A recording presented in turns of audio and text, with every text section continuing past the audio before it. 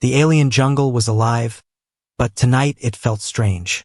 The wind moved through the tall black trees, making a soft whistle, like someone breathing in the dark.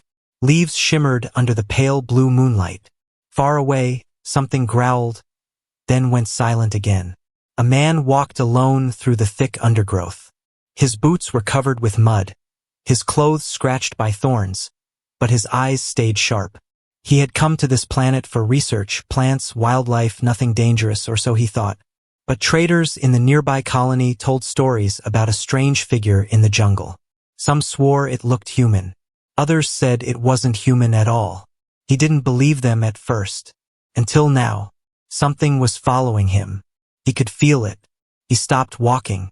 The night air was heavy, as if the whole forest was holding its breath.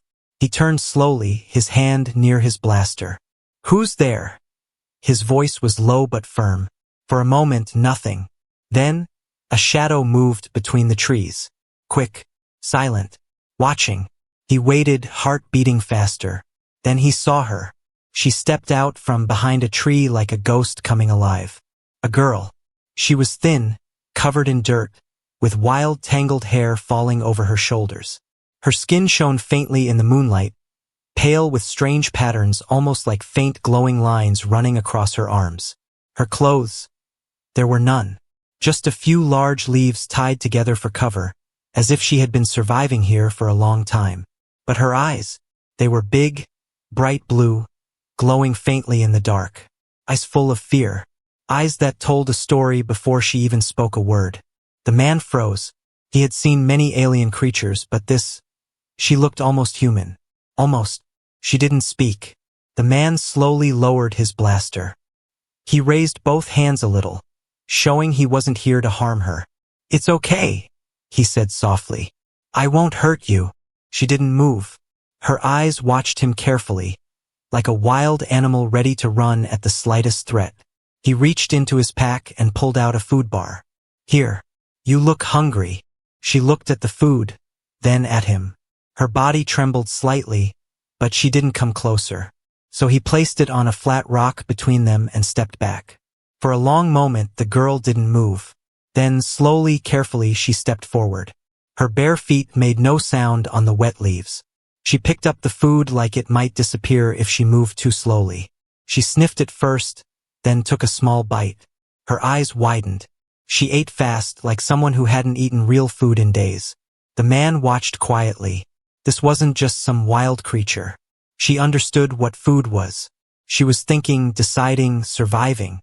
"Do you live here?" he asked. No answer. She kept eating, her eyes glancing around the jungle like she was afraid of something. He tried again. "Are you alone?" This time she looked at him for a long moment. Her lips moved like she wanted to speak, but no words came. Then she shook her head quickly, as if she had changed her mind. The man frowned. Who was she hiding from? Before he could ask more, a sound came from deep in the jungle. A long, low howl. The girl froze. Her glowing eyes went wide with fear. The man turned toward the sound. It wasn't a normal animal. It was too controlled. Too much like a signal. "What was that?" he asked, looking back at her. She finally spoke. One word. Soft. Shaky. "Hunters." Her voice was strange but clear. The man felt a chill run down his back. "Hunters?" She grabbed the remaining food like she might need it to run. Her body trembled, eyes darting from tree to tree as if expecting something to appear any second. He stepped closer carefully. "Who's hunting you?" She looked at him, and for the first time he saw the truth in her eyes. It wasn't just fear. It was desperation. Whoever was out there wasn't after just any prey. They were after her. The wind blew again, carrying more sounds from the jungle. Breaking branches, faint footsteps, low voices speaking in a language the man didn't understand. The girl took a step toward him now, like she had made up her mind. She didn't trust him completely, but she feared what was coming even more. The man's hand went to his blaster. The hunters were close, and now he knew one thing for sure. This girl, whoever she was in terrible danger. The night air grew colder. The sound of the hunters moved closer through the jungle, like shadows whispering between the trees. The man kept his eyes on the girl. She stood there barefoot, clutching the half-eaten food like it was the only thing she owned in the whole world. Her glowing blue eyes kept jumping from the darkness ahead to the man holding the blaster. She didn't speak again. She didn't need to. Her whole body screamed the same thing. Don't leave me. The man felt it. He didn't know her, didn't even know her name, but something about the way she looked at him. It was the look of someone who had run too far, too long, and finally had no strength left to keep running. He sighed. All right, he whispered. Stay close to me. She nodded quickly, almost like a frightened child, and stepped closer. The jungle around them grew louder now. Snapping branches, heavy steps, faint voices speaking a language the man didn't recognize. The hunters were spreading out, searching. The man touched his communicator. No signal. Of course. The trees here were too thick for transmission. He looked at the girl. We have to move. She followed without a word, silent as a shadow. They moved fast but careful.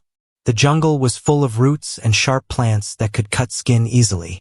Strange glowing insects floated through the air like tiny lights, casting eerie shadows.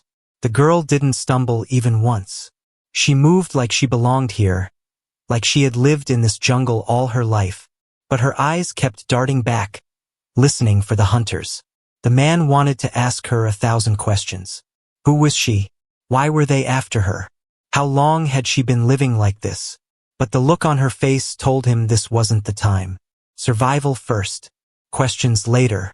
Then it happened. A sound too close this time. A branch breaking under a heavy boot. The girl froze. Her whole body tensed like a deer ready to run. The man raised his blaster slowly. A beam of light cut through the trees. Someone was scanning the area. The man pulled the girl behind a thick tree. They stayed still, breathing softly, listening to the footsteps pass by. The girl trembled. The man could feel it even though she made no sound. She grabbed his arm suddenly, her small fingers tight like iron. She looked up at him, eyes wide with silent pleading. It wasn't just fear of being caught. It was fear of what they would do if they did catch her. The footsteps faded for a moment. The man leaned close to whisper, "We can't stay here. They'll sweep back." She nodded but didn't let go of his arm. Something about that grip made his chest feel heavy. She didn't trust him completely, he could see that. But right now she had no one else. He guided her toward a narrow path he had noticed earlier. It led deeper into the jungle where the trees grew even thicker. The hunters might have trouble moving fast there. The girl followed, her bare feet making no sound. As they moved, the man kept glancing at her. She was so young, maybe 18, 19 at most. Her skin was marked with scratches, her hair wild from wind and rain, but there was something almost regal about her face, like she hadn't been born to live like this. More questions filled his mind. Was she a fugitive? A runaway? Or maybe something worse? A test subject from some secret lab? He didn't know. But he knew one thing. Whoever wanted her back was willing to kill for it. They finally stopped near a small clearing with a fallen tree in the middle. The man checked the area. No lights, no footsteps. For now it was safe. The girl sat on the fallen tree, holding her knees close, shivering in the cold night air. The man took off his jacket and handed it to her. Here, wear this. She looked at him in surprise, then slowly put it on. It was too big for her, hanging loosely, but it covered her thin body. Thank you, she whispered softly, her voice barely above the wind. It was the first time she had spoken more than one word to him. The man sat on a rock across from her. Who are you? He asked gently. She hesitated, then shook her head. They'll find us if we stay, she whispered finally, looking toward the trees. He frowned. Why are they after you? She didn't answer, but he saw it. The way her eyes darkened, the way her hands clenched. Whoever the hunters were, this wasn't about money. This was personal. Suddenly, voices shouted in the distance. The hunters had found their trail. The girl jumped to her feet, fear in her glowing eyes again. The man raised his blaster. Stay behind me, he said firmly. And for the first time, she nodded without hesitation, trusting him completely. Because now there was no choice. The night exploded with noise. One moment the jungle was still. The next, shouts came from every direction. Bright searchlights cut through the darkness. Strange voices barked orders in a language the man didn't understand, but the tone was clear. They had found the trail. The girl froze. Her blue glowing eyes were wide, reflecting the lights like two frightened moons. Her thin hands gripped the man's sleeve, trembling. The man grabbed her wrist. "Run," he said. She didn't argue. She ran. The jungle came alive around them. Branches snapping, leaves flying under their feet. The heavy pounding of boots as the hunters followed. The man ran fast, his blaster ready in one hand, the girl's wrist tight in the other. She was barefoot but moved like wind, fast and light, barely making a sound. Behind them, searchlights slashed through the trees. A voice shouted, "Closer now." The girl looked over her shoulder and whispered, "They are many." The man didn't reply. He already knew. They leaped over fallen logs, crashed through bushes, mud splashing with every step. Then, flash, a red beam of energy tore through the air, hitting a tree trunk near them. The wood exploded into splinters. The girl gasped.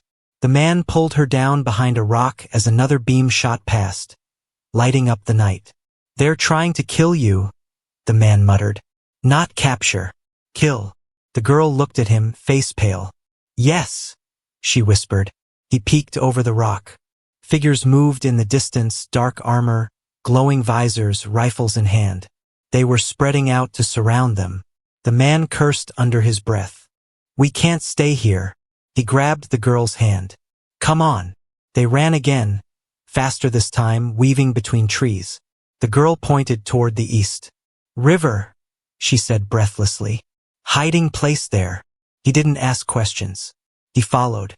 The jungle grew thicker. Branches whipped their faces. Vines grabbed at their clothes. The man's arms ached. His legs burned. But he didn't stop. The girl ran ahead now, guiding him.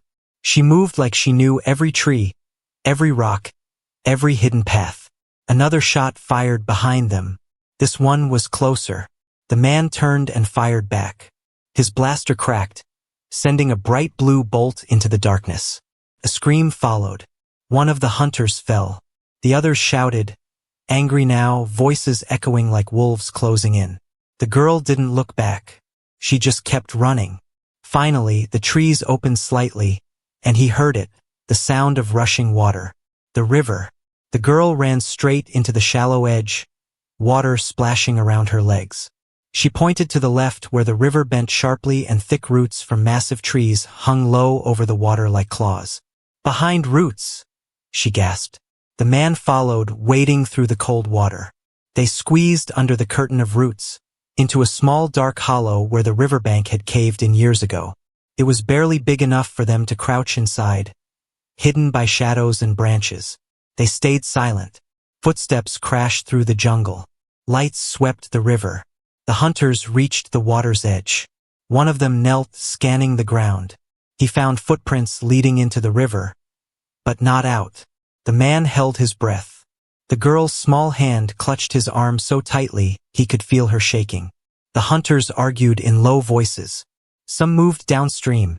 Others fired shots into the trees, hoping to scare them out. One beam of light came dangerously close to the roots. The girl closed her eyes. The man raised his blaster slowly, ready to fight if they were discovered. But then, the hunters moved on, their voices fading as they spread out farther along the riverbank. The girl let out a shaky breath. For a long moment, neither of them spoke.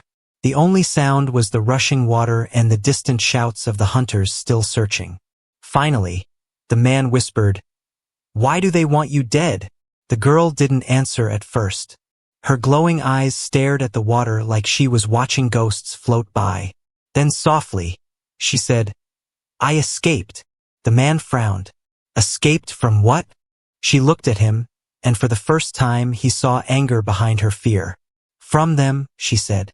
"From the ones who hunt me. They killed my family. They burned my village. I ran." They want to finish what they started. Her voice shook, but there was steel in it too. The man studied her in the dim light. She wasn't just some lost girl. She was part of something bigger, something dangerous. He opened his mouth to ask more, but then, another howl echoed through the jungle. Closer this time. The girl's face tightened. They have trackers, she whispered. They will find us again. The man gripped his blaster. Then we keep moving. She looked at him, surprised. You will help me? He nodded once. I'm not leaving you here. For the first time, her eyes softened. She didn't smile, but the fear in them eased just a little. Then more lights appeared through the trees. The hunters were back. And this time there were more of them. The city lights looked like a dream in the distance. For hours, the man and the alien girl had run through the jungle, hiding from hunters, crossing streams, climbing sharp hills. Now, as the first glow of morning touched the horizon, the thick trees ended, and far away across the valley, they saw it, the human colony. Tall buildings of glass and steel rose against the pale sky. Drones moved above the streets like silent birds. Colorful lights flashed from shop signs even at this early hour. The girl stopped when she saw it. Her bare feet touched the edge of the paved road, her glowing blue eyes wide with wonder. She had lived under dark trees, with only moonlight and fireflies. Now the brightness of this strange place almost scared her. She looked at the man. Many people? She whispered softly. Yes, he said. It's safe here. He hoped it was true. They walked down the road slowly. The girl kept close to him, holding his jacket tight around her thin body. Her bare feet made her look out of place, and people passing by stared. Some whispered. Others pulled out devices, maybe to call security. The man felt the stares too. He whispered to her, "Keep your head down. Don't talk to anyone." She nodded quickly, copying the way he walked, trying not to attract attention. But her eyes kept wandering to the bright displays outside shops. Holographic signs of food, clothes, shiny machines. The smells of cooked meals floated from street vendors. After the cold taste of dry jungle roots, the air here smelled like heaven. They reached a small shop at the corner, selling clothes and shoes. The man stopped. "Wait here," he told her. She shook her head fast. "No," she whispered. "Don't leave me." He sighed. "I'm not leaving. Just stay by the door." She hesitated, then nodded. He walked inside, bought simple clothes, pants, shirt, shoes. When he came back out, he handed the bag to her. She looked at it, confused. "It's for you," he said. She stared for a moment, then slowly reached inside. When she pulled out the clothes, her eyes softened.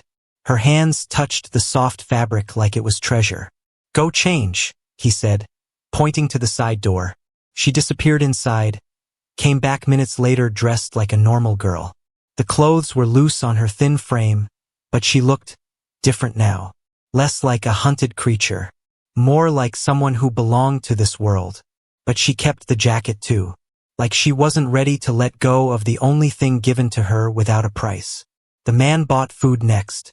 Real food, hot bread, fruit, something warm to drink. They sat on a bench outside the shop. The girl ate slowly at first, then faster as hunger took over. "Thank you," she whispered again. The man nodded. "What's your name?" She looked down, quiet for a moment. Then softly, she said, "Lyra." "Lyra," he repeated. Suited her. He looked around carefully. The city felt busy but calm. People moved about their lives, ignoring the two strangers on the bench. Maybe the hunters wouldn't dare come here. Maybe they had lost the trail in the jungle. But the man's gut told him otherwise. He leaned closer. "Lyra, why were they after you? Tell me the truth." She stopped eating. Her blue eyes met his. There was pain in them, deep pain, but also something heavier. Anger, maybe even shame. Finally, she said, "I am last." "Last what?" "Last of my house," she whispered. "My family was royal. My father, king. They killed him, killed my mother, burned my people. I ran. I was a child. I hid in jungle many years." The man stared at her. A royal heir? That changed everything. She continued, voice shaking. The hunters. They work for the ones who took the throne. If I live, their rule is weak. If I die, no one will fight them. The man leaned back slowly. Now he understood. This wasn't just about survival. This was politics, power, war, and he was now in the middle of it. Suddenly, he noticed movement across the street. Two men stood near a transport station. At first, they looked like ordinary travelers. But then he saw the weapons hidden under their coats. Their eyes kept scanning the crowd. His stomach tightened. Lyra, he whispered. We have to move. Now. She followed his eyes. Her face turned pale. Hunters, she said softly. The man grabbed her hand, pulling her into the busy street. The hunters started walking toward them. They pushed through the crowd, weaving between people and market stalls. Where? Lyra asked breathlessly. Out of the open, the man said. Somewhere they can't follow easily. But the hunters were faster now, gaining ground. One of them spoke into a device. The man's heart pounded. Reinforcements. This city was about to become a trap. The street was busy, but the man felt the danger closing in. People moved around them. Shoppers, traders, children running with toys. But through the noise, he could hear heavy boots behind them. The hunters were coming. The man gripped Lyra's arm. Stay close, he said. Her eyes scanned the crowd nervously. They are many, she whispered. Yes, he said. And they won't stop. He led her quickly into a narrow alley between two buildings. The air smelled of metal and oil. Trash littered the ground. At the far end, a broken sign flickered weak light. They stopped to catch their breath. Why here? Lyra asked softly. Less open, the man said. Harder for them to surround us. But even as he spoke, he saw shadows moving at the other end of the alley. The hunters had followed.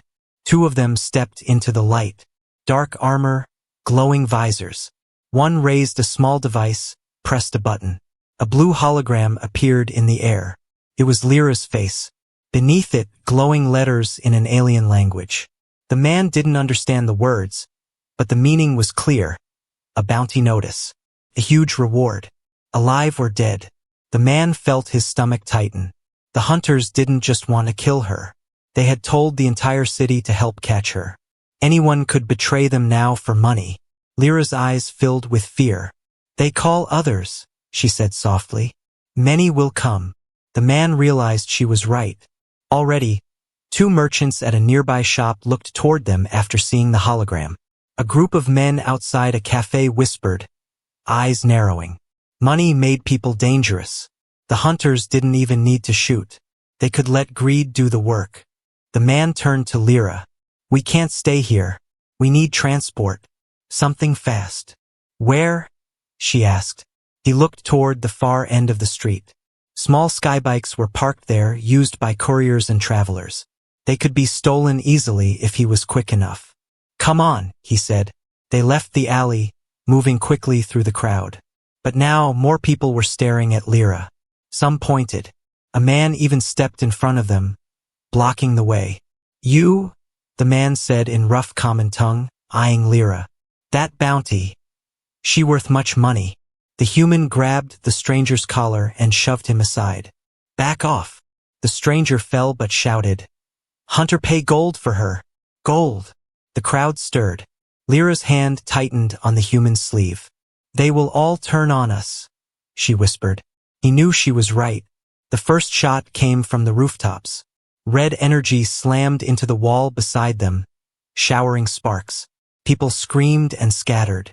The hunters had stopped waiting for help. The man pulled Lyra behind a market stall as more shots came. Stay low, he shouted. He fired back with his blaster, hitting one hunter on a roof. The man fell, armor smoking. Lyra crouched beside him, shaking. They will not stop, she said. More footsteps came from the east. Reinforcements. The man cursed under his breath. He looked at Lyra. If we stay here, we die. We need to move now. She nodded quickly. They ran through the chaos, weaving between overturned stalls and broken carts. The bounty notice kept glowing above the street, calling every criminal in the city like flies to blood. At the corner, the man saw what he needed, a skybike. Small, fast, only 2 seats. Perfect. He jumped on, powering it up. The engine whined. "Get on," he told Lyra. She climbed behind him, arms wrapping around his waist. The hunters shouted from behind. More shots filled the air. The man slammed the throttle. The bike roared forward, rising above the street, shooting between buildings as angry voices and gunfire followed them.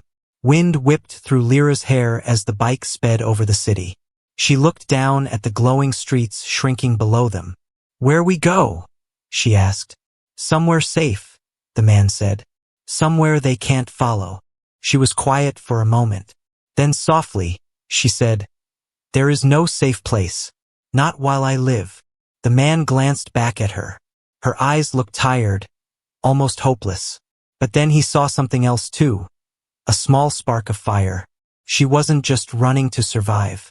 She was running because she wanted revenge. Finally, they landed near the edge of the city, where tall cliffs rose above the sea. Old storage buildings stood here, empty and broken. A good place to hide for now. Inside one building, the man checked his weapon while Lyra sat on a crate. She looked at him. "Why you help me?" she asked softly. He shrugged. "Because they want you dead. And I don't like bullies." She studied him for a moment. Then she said, "If you stay with me, you will also be hunted." The man smiled faintly. "Seems I already am." Outside, far away, the hunters searched the city. But they would find the trail again. And next time, they would come with everything they had. The old storage building stood silent near the edge of the cliffs. Broken windows let in the cold wind from the sea below. The walls were cracked, the roof half gone. It was the kind of place no one visited anymore. The man checked his blaster again, his eyes scanning every corner. Lyra sat quietly on a wooden crate, hugging her knees. The faint glow from her blue eyes was the only light in the dark room. "They will come," she said softly. "I know," the man replied. "They never give up." He looked at her. "Then neither will we." For a moment, there was only the sound of waves crashing against the rocks far below. The man walked to the doorway, staring out at the empty road leading to the city.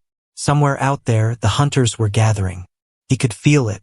He thought about leaving, maybe escaping on the bike again. But deep down, he knew running would not work. They would keep coming. They would burn every hiding place. They would not stop until Lyra was dead. Lyra stood slowly, her thin frame shaking from cold and exhaustion. "You should go," she whispered. "They want me, not you." The man shook his head. "Not happening." "Why?" He looked at her for a long moment. "Because you didn't ask for this. Because someone has to stand between you and them." She stared at him like no one had ever said such words to her before. Then the sound came. Engines. Lots of them. The man turned toward the road. Bright lights appeared in the distance. Dozens of vehicles, dark shapes riding fast through the night. The hunters had found them. Lyra stepped closer to the man. "Too many," she said. He checked the blaster charge. "Then we make them pay for every step." The first shot came before the vehicles even stopped. A red beam slammed into the wall, sending dust and sparks flying. The man pulled Lyra down behind a stack of crates as more beams cut through the air, lighting up the dark building. Voices shouted outside, ordering the hunters to surround the place. They were not going to wait this time. The man fired back through a broken window. His blaster cracked, dropping one of the hunters in the street. Another beam tore through the roof, barely missing him. Lyra crouched low, hands over her ears as the noise grew louder. The whole building shook with explosions. "Stay down," the man shouted. She nodded, eyes wide, glowing in the darkness. The hunters moved closer. Heavy boots hit the ground as they approached the door. The man switched positions, firing from another corner, hitting 2 more before they could get in. But there were too many. Shadows moved through the windows, flashes of light, gunfire ripping the old building apart. One hunter finally made it through the door. The man shot him point blank. The body fell hard on the dusty floor. Another one followed. The man kicked over a crate, using it as cover, blasting until the second hunter dropped. But more kept coming. Lyra crawled toward the far wall, staying low. Her breath came fast, almost panicked, but her eyes kept scanning the room. She wasn't just scared. She was looking for something, some way out. Then she saw it. A narrow passage behind a fallen shelf, half blocked by debris. Maybe an old escape tunnel once used when this place was active. She called out, "Here!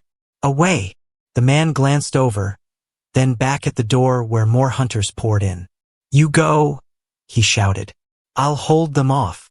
Lyra shook her head violently. "No, you come too."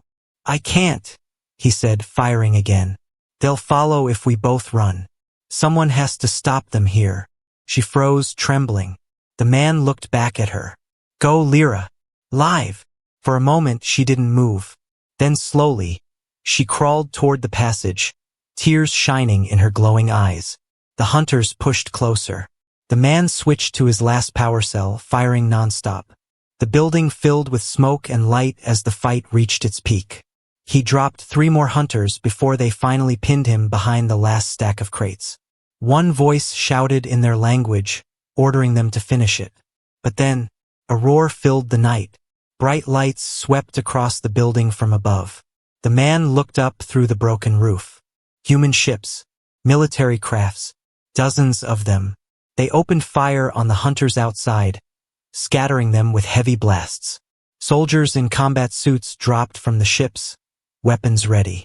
The hunters fell back, caught off guard. Lyra crawled out from the passage as soldiers stormed the building. The man lowered his blaster, breathing hard. Human forces surrounded the last hunters, driving them into retreat. Within minutes, the fight was over. The man leaned against the wall, exhausted. Lyra stood beside him, her eyes wide with shock as soldiers secured the area. For the first time, she looked like she believed she might survive. But in her eyes, there was no relief. Only fire, because this fight wasn't over. Not yet. The morning sun rose slowly over the cliffs, casting gold light on the broken storage building and the soldiers standing guard around it. Smoke still drifted in the air from the night battle, but the gunfire was gone. The man sat on a crate near the doorway, his blaster across his knees. His clothes were torn, his arms covered in dust and scratches, but his eyes stayed sharp, scanning the horizon for danger. Beside him, Lyra stood wrapped in his old jacket, staring out at the sea. The wind blew her hair around her thin face. Her glowing blue eyes looked calmer now, but there was a weight behind them, a storm that hadn't ended yet. "You're safe now," the man said quietly. Lyra turned her head. "Safe for now." He nodded. He knew she was right. The soldiers moved around the area, talking into radios, checking weapons, loading wounded comrades into ships. One officer approached the man and Lyra. "Are you the one who sent the distress signal?" the officer asked. The man nodded. "Yeah. Took a while for it to reach you. We were fighting interference," the officer said. "Didn't know civilians were in the middle of this." His eyes shifted to Lyra, studying her strange blue eyes, the faint patterns on her skin, the thin frame wrapped in human clothes. "She the one they wanted?" "Yes," the man said simply. The officer frowned. "Why?"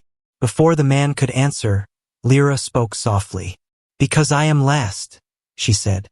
The officer looked confused. "Last what?" Lyra turned fully toward him, her back straight now, voice steady even though her body still trembled from exhaustion.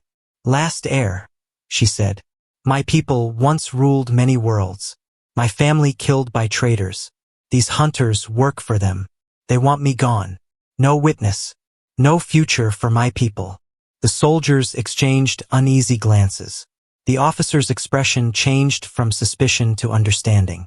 "So you're royalty," he said slowly. Lyra looked away. "I was," she whispered. "Now, only refugee." The man stood. "She needs protection," he said firmly. "As long as she's alive, they'll keep coming." The officer nodded. "We can take her to the capital. More secure there. But Lyra shook her head. Not just safe, she said. I need army. Allies. One day, I take back my world. Her words carried quiet fire. The man studied her face. Last night, she had been a frightened girl in the jungle. Now, beneath the dirt and torn clothes, he saw the beginning of something else. A leader rising from the ashes. Hours later, the soldiers prepared a transport ship. Lyra sat inside, wrapped in a blanket, watching the sea through the open ramp. The man climbed in beside her. This will take you far from here, he said. She looked at him. You come too. He hesitated. This is your fight, Lyra. Your people, your war. Her eyes softened. But you saved me. When all ran away, you stayed. He shrugged lightly. Someone had to.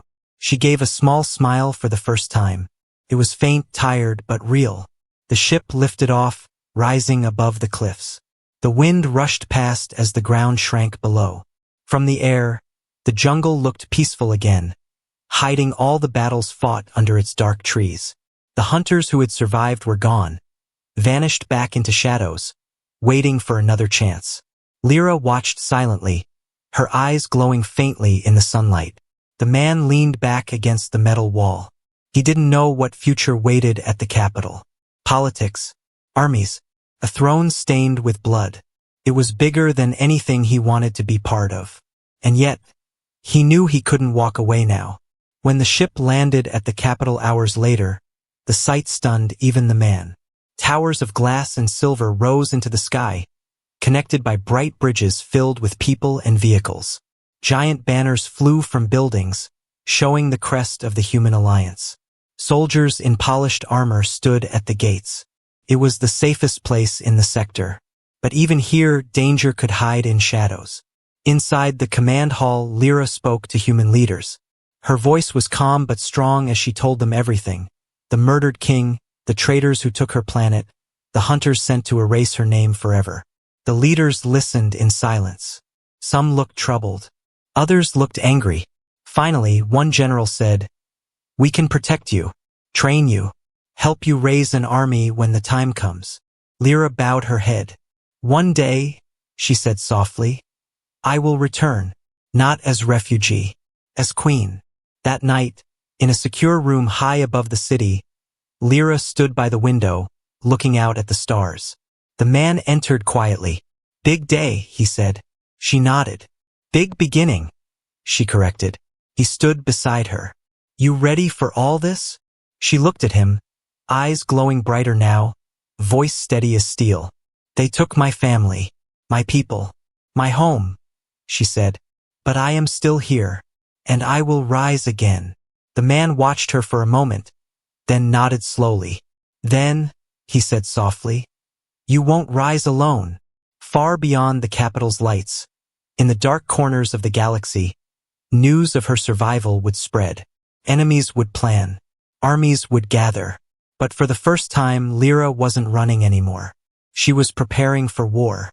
And the human who saved her would stand at her side when that day came.